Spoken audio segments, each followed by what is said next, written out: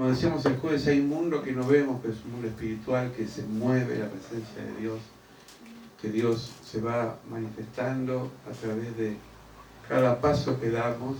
Amén. Y como esa poesía de las huellas, muchas veces pensamos que no está Él, pero nos lleva en brazos, nos sostiene y nos fortalece cuando estamos débiles.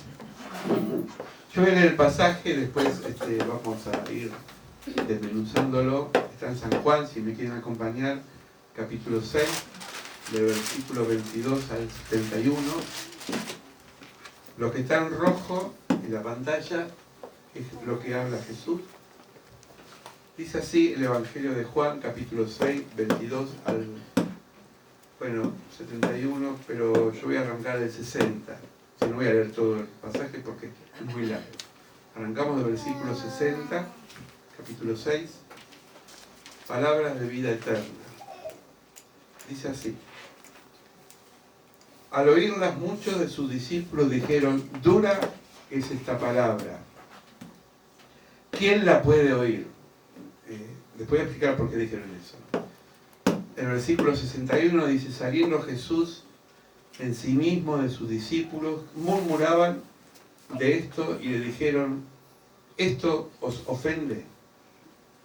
En el versículo 62 dice, pues que si viereis al Hijo del Hombre subir donde estaba primero, el Espíritu es el que da vida, la carne de nada aprovecha. La palabra que yo he hablado son espíritu y son vida. Pero hay algunos de vosotros que no creen. Siempre hay en la iglesia, ¿no? Gente que cree más y otros que creen menos y algunos que están ahí. Porque Jesús sabía del principio quiénes eran los que creían y quiénes el que había de entregarlo. Bueno, esto específicamente habla de Judas. Y dijo, por eso os he dicho que ninguno puede venir a mí si yo le fuera dado del Padre. Es decir, el llamado no es que uno lo sigue porque dice lo voy a seguir, sino porque Dios nos llama a nosotros. Desde entonces muchos de sus discípulos volvieron atrás y ya no estaban con él. Lo empezaron a abandonar porque se produjo una crisis. Porque nunca es fácil, la verdad nunca es fácil seguir al Señor. Dijo entonces Jesús a los 12, se ve que se les fueron un montón, ¿no? ¿Queréis acaso iros también vosotros? Y respondió Simón Pedro y dijo, ¿a quién iremos? Tú tienes palabra de vida eterna. Nosotros hemos creído y conocemos que tú eres el Cristo, el Hijo del Dios viviente. Jesús respondió, ¿no he escogido yo a vosotros los 12? Y uno de vosotros es el diablo, le dice a los discípulos, hablando de Judas, es decir, el que lo entregó. Hablaba de Judas Iscariote, hijo de Simón, porque este era el que lo iba a entregar y era uno de los 12. En el versículo 26 respondió Jesús y le dijo, de cierto os digo que me buscáis porque habéis visto las señales, sino porque comisteis el pan y os saciáis. Lo voy a pasar en limpio para que se entienda. Muchos de ustedes, decía Jesús, me siguen por los beneficios o los milagros que había hecho en ustedes, ¿no? Multipliqué los panes, los peces, ¿sí? Muchos me siguen por interés. Eso dijo Jesús, ¿no? Voy a poner un gráfico para que se entienda. Acá hay dos filas. Uno es haciendo teóricamente cola por el Evangelio y no hay ninguna. Y otro haciendo fila para recibir bendición. Esto que me gustó es, muchas veces hay gente, cristianos, que buscan solamente a Dios por los beneficios de Dios, ¿no? Es decir, si Dios me da, me bendice o me da lo que yo quiero, lo voy a seguir, ¿no? Es como que uno condiciona a Dios. Pero sin embargo, Jesús pide otra cosa, no pide que lo sigamos a Él por el beneficio que me da. Porque no es un banco que me presta o un centro de salud que me da remedios. Es decir, Dios no es Jesús no es alguien que me da conforme a lo que yo necesito, sino que me pide de mí que yo lo siga, a pesar que muchas cosas quizás no son buenas o no las entiendo. Esta es la diferencia entre la fe y los resultados. Los resultados son aquellas cosas palpables que yo puedo tocar. La fe es creer a pesar de las circunstancias. Por eso la canción dice, no me guío por vista, sino me guío por fe. Amén. La pregunta sería, ¿en qué fila estamos? ¿Buscamos solamente la bendición de Dios o queremos recibir el Evangelio? ¿Queremos seguirlo a Él, seguir a Cristo, en todo lo que eso implica? Esto también me gustó y se lo quiero compartir. Dice, qué equivocados van a quienes tienen a Dios como una llanta de repuesto, como una... ¿Saben lo que es una llanta de repuesto, no? Es decir, un auxilio que está atrás, ¿no? Que solo le buscan cuando la vida se desinfla. Es decir, cuando muchos están mal pinchados o están tocando fondo, solamente buscan a Dios en estas oportunidades. Bueno, Dios no es una rueda de auxilio. Dios no es el último recurso. Dios es Dios y tiene que estar en nosotros siempre. Amén. Porque Él es fiel, Él es sí, amén, y siempre nos acompaña. De modo que Jesús le aconsejó primero que trabajasen por la comida que no perece. Es decir, hay cosas que pasan, pero trabajar para Él, vivir para Él, servirlo a Él, hay cosas que permanecen para siempre. No me aplaude uno. Muy bien. Es un seguidor. El Señor no quería decir con ello que no debían trabajar por la provisión diaria. Es decir, esto no quiere decir que Dios no quiere que nosotros nos esforcemos, porque la vida implica esfuerzo, todos trabajamos, todos estudiamos o todos hacemos cosas. Es decir, pero tiene que ver con que muchas veces nosotros simplemente analizamos a Dios conforme a las respuestas que Él nos da. Y ahí le pifiamos, hermano. Porque no es que Dios me tiene que responder conforme a lo que yo le pido, sino que Dios es Dios y yo lo tengo que aceptar a Él, aunque no lo entienda. Por eso la fe es diferente. Por eso mucha gente no entiende y muchos vuelven atrás, como cuando siguieron a Jesús. Vuelven atrás porque dicen, no me interesa, son palabras que no me encuadran, no las quiero recibir. Y por eso, a pesar que la humanidad creció y se está expandiendo, siempre la iglesia es un grupo reducido. ¿Por qué? Porque no para todos es el llamado. No todos entienden y abarcan lo que es el llamado de Dios. Por eso Jesús decía que el reino de Dios es como una red. Y cuando uno tiene una red, un pescador tiene una red, no es como un anzuelo que saca un solo pez. Saca muchos peces, pero también sacan cosas que están en el mar o en el río, que son basuras. Hoy, más que nunca, los mares y los ríos están contaminados.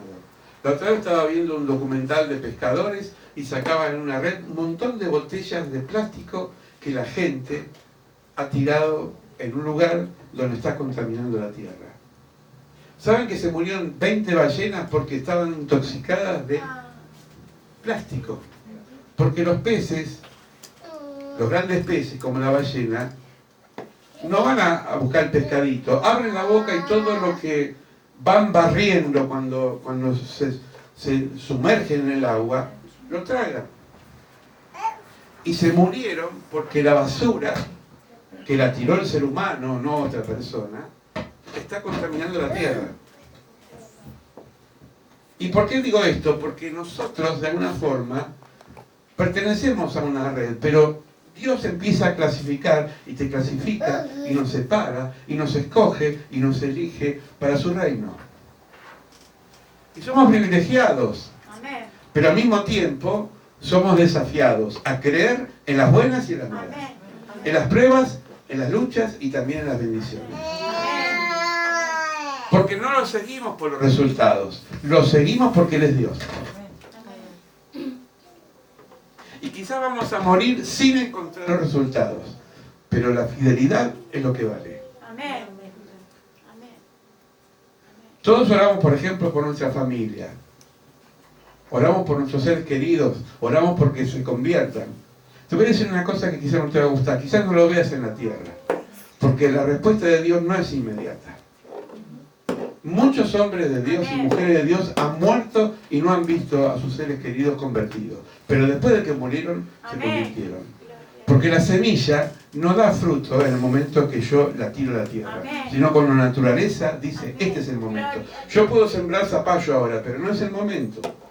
Porque el sol, la primavera no ha llegado y todavía no está el clima preparado para que la planta crezca. No puedo forzar los tiempos de la naturaleza, menos forzar los tiempos de Dios. Pero no puedo dejar de sembrar. Y lo que uno siembra es esperanza. Esperanza, porque somos hijos de la esperanza.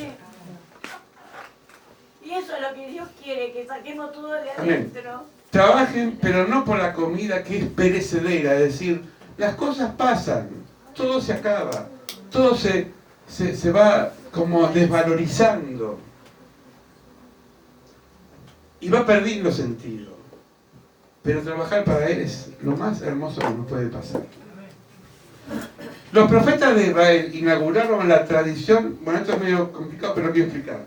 Vincular el culto de Dios con la práctica de la justicia. Nunca un profeta como Jeremías, Isaías o los profetas del Antiguo Testamento separaron la justicia con el culto a Dios. Jesús mismo dijo, yo prefiero la misericordia al culto y la justicia a la adoración. ¿Qué quiso decir Jesús? Que si yo tengo una vida de culto, vengo a la iglesia, tengo una vida de piedad, pero no practico la justicia, hay un divorcio entre lo que yo profeso y lo que Dios pide de mí.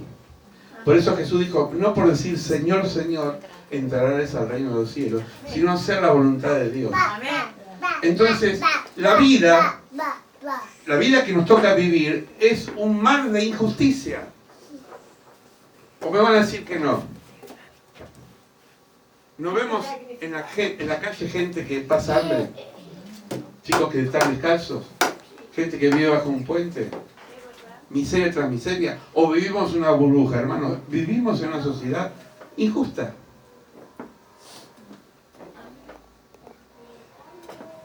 Miren esta foto. Dice Jeremías, si mejoran su vida y sus obras son justos los unos con los otros. No por alabar solamente al Señor, sino por hacer justicia. Amén. Si no explotan a los extranjeros, a los huérfanos y a las viudas, ni matan a la gente inocente en este lugar, ni dan culto a otros dioses, con lo que ustedes mismos se perjudicarían. Yo les dejaré seguir viviendo aquí en la tierra que les di para siempre a sus antepasados. Jeremías estaba en un momento donde todos estaban en cualquiera, como mucha gente hoy. Decían creer en Dios, pero sus prácticas estaban lejos de Dios. Y Dios dice, cuando nosotros empezamos a mirar las cosas que Dios quiere en el reino y su justicia, Dios empieza a bendecirnos. Porque dijo Jesús, buscad primero el reino de Dios y su justicia y todo lo demás se va a dar por añadidura. Amén.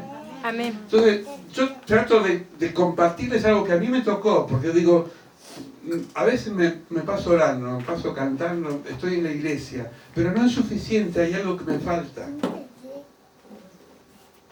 Y es la justicia. Dice Pablo, una lista larga, pero entre esa lista, los injustos tampoco van a heredar el reino de Dios.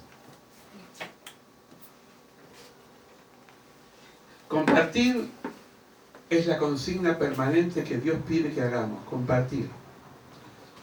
Pablo dice a los Corintios, ustedes participaron de la Santa Cena muchas veces, ¿no? Acá. Siempre digo, la Santa Cena, por eso es importante estar, la Santa Cena tiene que ver con aquellos actos que hacemos con el otro y con Dios. No hay una separación. Antes nos habían enseñado que no puedo participar de la Santa Cena si, por ejemplo, mentí, robé. Esos son pecados personales. Pero si yo no tuve un acto de justicia hacia el otro, tampoco soy digno de participar de la Santa Cena. Por eso Pablo dice, examínese cada uno y júzguese si realmente es digno de participar del cuerpo del Señor. Amén. Por eso Jesús no separa lo espiritual con lo social. Si tenés algo con alguien, reconciliate con él y después tomá de la Santa Cena. Amén. ¿No? Siempre tenemos alguien que lo tenemos acá, que no le pedimos perdón, se ríe que no le pedimos perdón, pero es para todo esto. Porque a veces el omitir cosas también es para todo. El dejar pasar. Qué bueno es cuando se aclaran las cosas, ¿no? Amén. No se siente paz y no se perdona. A mí me pasa. Amén. A veces tengo nudos acá y cuando lo aclaro con alguien es como, amén, me alivié. No sé si el otro entendió o no, pero qué bien que nos hace. Amén. Pero el guardarnos cosas es cuando nos produce un dolor del corazón. Yo una vez me pasó con una persona que estuve un tiempo me costaba mirar a los ojos. Y Dios me decía, miralo y amalo. Y yo decía, de costadito. No, de frente, me decía el Señor. Y lo tuve que mirar. Y en un momento me decía, ¿a qué me miras tanto? Digo, te miro porque en el fondo muchas veces no te tragué. Eras un puente roto, no te podía pasar. Y cuando le empecé a decir lo que sentía, ¿sabe qué me dijo la otra persona? No era para tanto. Fue un rollo que te hiciste vos acá. Y me sentí aliviado. Y después dije, bueno, perdóname, pensé mal. Porque somos seres humanos. Y pensamos mal. Y a veces juzgamos mal. Por eso hacer justicia tiene que ver también con atar esos cabos sueltos que están en nuestra vida, hermanos. No dejemos cabos sueltos. No dejemos las cosas a medias. Porque eso nos sana. ¿Saben que las heridas que tenemos acumuladas en el corazón muchas veces son heridas muy profundas? Que ni el psicólogo ni el psiquiatra se puede subsanar. Porque están adentro, son espinas. Muchas veces nos ha tocado ministrar personas que habían tenido un problema con sus papás, su mamá cuando eran chicos y se habían olvidado. Y en un momento el Señor les hizo ver que también tenían que amarlos y perdonarlos. A pesar de que ya no estaban quizás vivos. Yo no tengo padre y madre vivo, pero muchas veces puedo decirle, perdoname, papá, por las veces que fui sobreviviente. Amén. Amén. Miren esta frase, que no le dijo un cristiano, pero Gandhi vivió como un cristiano. Decía, todo lo que se come sin necesidad se roba al estómago de los pobres. Agarrate, Catalina. Todo lo que se come sin necesidad se roba al estómago de los pobres. ¿Qué quiere decir? Que aquellas cosas que yo hago de más, le estoy robando a alguien que le falta. Es decir, hay una gula social que se llama acaparar, y hay gente que no tiene ni un mendrugo de pan. Jesús contó una vez un cuento maravilloso y quisiera compartírselo. Un cuento que hablaba de un hombre llamado Lázaro, que era un pobre, y un rico que tenía muchos bienes. Y dijo Jesús que un día ese rico vio a ese mendigo y le tiró un mendrugo de pan, un pedazo de pan, que lo usaba como toalla porque ni siquiera era tanta la abundancia que se limpiaba la boca como servilleta y tiraba ese pan. Y Lázaro tenía hambre, estaba, dice, todo lleno de llagas. Los perros venían y le lambían la llaga. Dije, la situación de ese mendigo. Y el rico dijo, toma, me sobra esto, usalo. Pero todo llega a su tiempo. Ambos murieron. Uno se fue al cielo, Lázaro, y el otro se fue al infierno, el rico. El rico dijo en un momento, Señor, estoy sufriendo, me estoy quemando. Decirle a mi familia que se ponga las pilas y que no sea como yo, egoísta y acumule cosas, porque este es un infierno. Y el Señor le dijo, tarde, pudiste haber hecho justicia en la tierra y no la hiciste. En cambio Lázaro está conmigo en el seno de Abraham, compartiendo los bienes, porque él padeció, pero ahora tiene una recompensa. Este cuento que contó Jesús, lo contó en una sociedad que no era tan diferente a la nuestra. Nuestra sociedad está dividida en clases sociales muy fuertes, hermanos. Hay un country en la villa. Hay gente de mucho dinero y hay gente que está en la miseria. Eso es egoísmo. No es meritocracia como se predica hoy, de que se trabajaron mucho y se lo ganaron. Porque el que mucho tiene no trabajó mucho, robó mucho. Porque si yo tengo algo que no me pertenece y que lo hice de una forma corrupta, estoy realmente robándole a aquel que no tiene que comer. Por eso el Evangelio, bien vivido, es un Evangelio que va más allá de cualquier consigna política, es el signo de Dios en la tierra, que nos pide que seamos solidarios. Amén. Y no con lo que nos sobra, sino que Ahí voy. De manera que cualquiera que comiere este pan y bebiere la copa del Señor, acá está la Santa Cena, amén, indignamente será culpado del cuerpo y de la sangre del Señor. Por lo tanto, pruébese cada uno a sí mismo, así como el pan, y beba de la copa, porque el que come y bebe indignamente, sin discernir el cuerpo del Señor, juicio y come y bebe para sí. Por lo cual hay muchos enfermos y débiles entre vosotros y muchos duermen. Voy a explicarlo porque a veces no se entiende este texto. Esto no es agarrar el pancito como hacemos, decir, ay Señor, perdóname por mi pecado, y me lo mando. Esto es tener una conciencia de que nosotros muchas veces hemos pecado por omisión, hemos hecho actos que a Dios no le agrada, y después venimos a la iglesia a cantarle a Dios como si nada hubiese pasado. ¿Se dan cuenta la separación? Por eso dice, hay muchos enfermos y débiles. Y no se refiere a la enfermedad. Yo estaba buscando el sentido de la palabra, porque esto fue escrito en otro idioma, en griego. La debilidad y la enfermedad tiene que ver con la ausencia de un bienestar que tiene que ver con la relación con el otro. No es el enfermo que hoy vemos terminal en el hospital. Es la persona que está enferma acá de egoísmo. Duermen, ¿por qué duermen? Porque están en babia. Están en cualquiera. Yo sé que es duro esto, pero se los quiero compartir. Pablo está llevando a que pensemos que no solamente nuestros actos individuales, mentiras, malos pensamientos, rencor, etc., sino que hay un pecado social que es no pensar que hay otro que está peor que yo. Nunca se quejen por lo que tienen, porque hay gente que está peor que usted. Nunca caigan. Vaya a dormir y diga, Señor, gracias porque comí, aunque sea un pancito. Gracias porque estoy vestido, aunque sea con ropa prestada o de la feria americana. Gracias porque tengo un techo alquilado propio, pero tengo.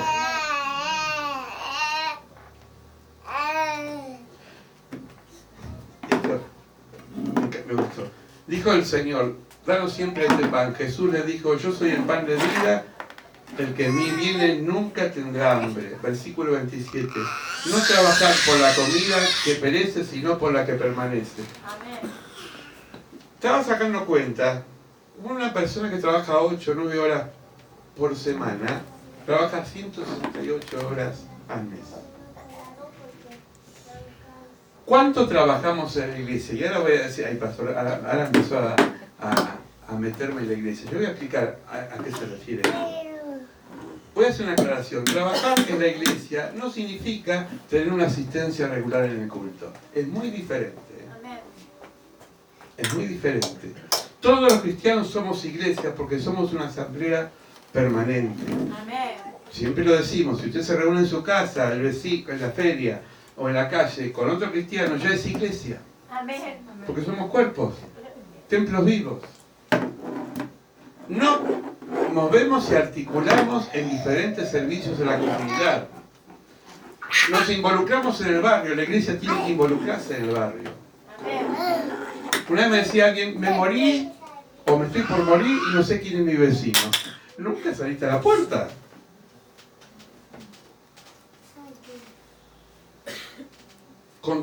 La iglesia contiene situaciones de riesgo. Usted cuando está en su casa, cuando está trabajando, cuando está haciendo algo, está contenido situaciones de riesgo. Sabe que la gente está en riesgo.